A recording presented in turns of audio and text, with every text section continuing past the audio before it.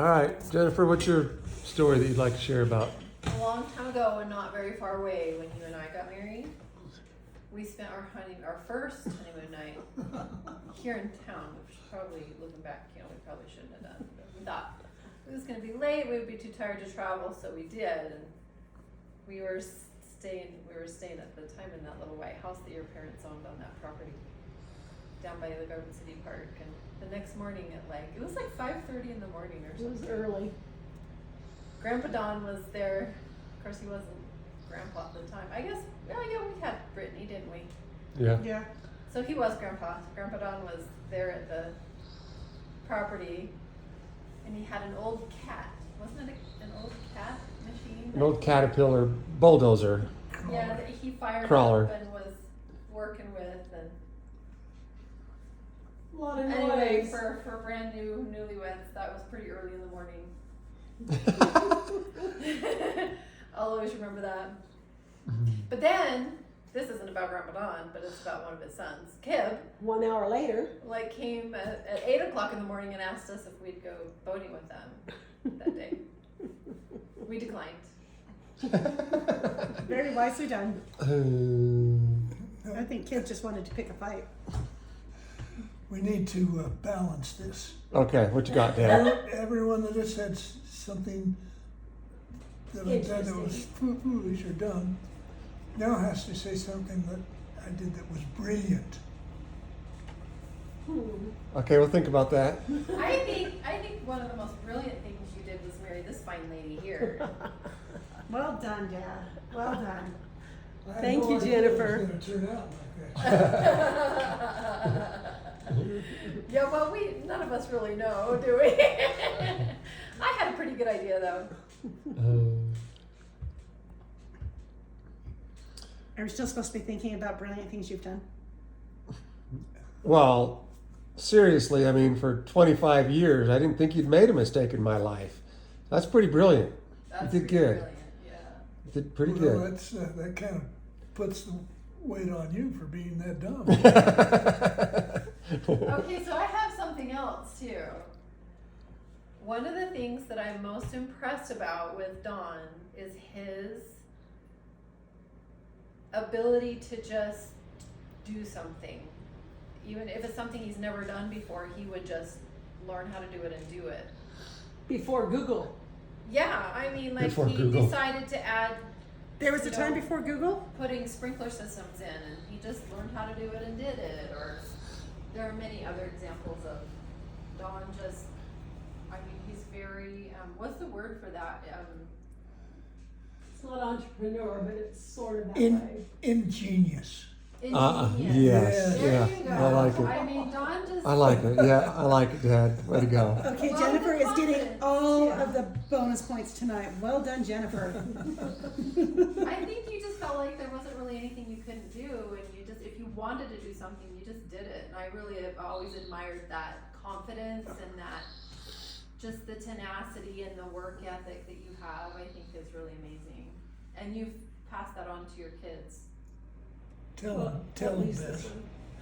Tell him Tell them about what? the truth. No, no, it was always amazing to me when he finished the highway patrol.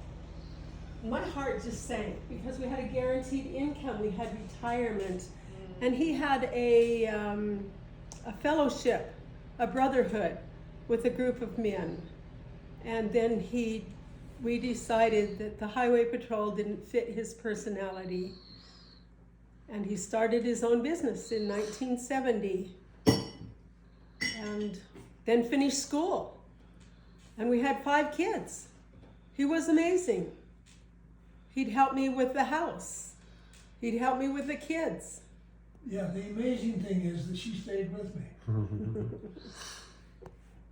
Well, that might be, but it kind of goes both ways. I remember as a little boy, we were being rowdy in probably the middle of the afternoon or something, running around the circle in the house. And then all of a sudden there was Dad as I ran around a corner. And I knew I was in trouble. I'd been too noisy and he was trying to get some sleep because you were Probably working out at lots. Sweetwater at that time, yeah. I also, I You knew his remember, angry eyes, even before the Laney sons had identified them. You knew the angry eyes. so one vivid memory I have, Dad, is Bar and I was probably the instigator in this.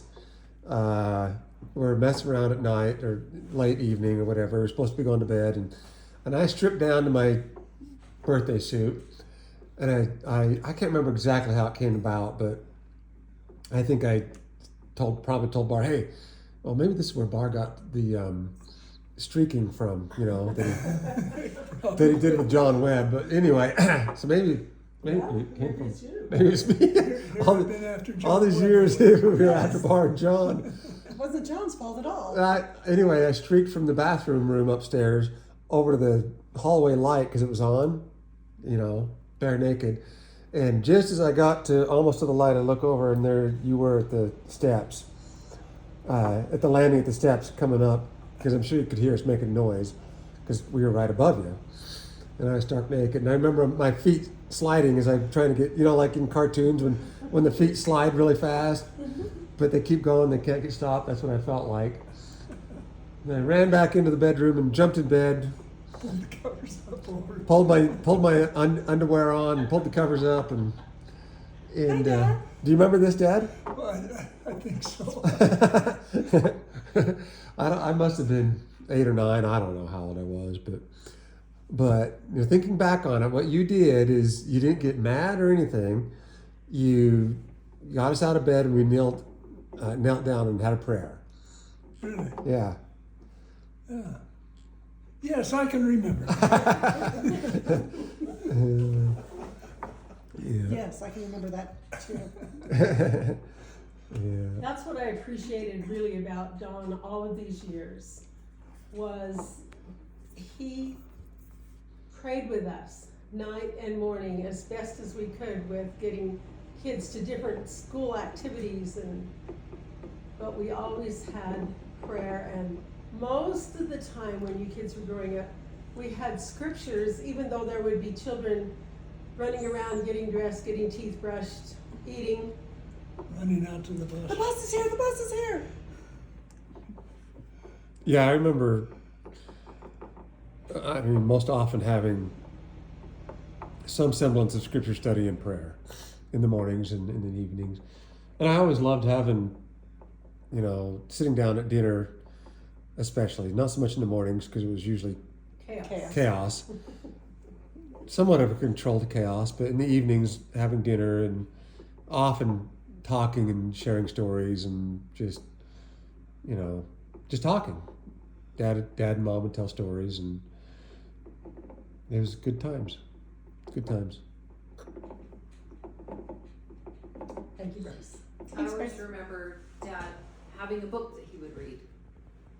And so Dad always had something interesting to talk about. And this is true for your mom too, for Bess.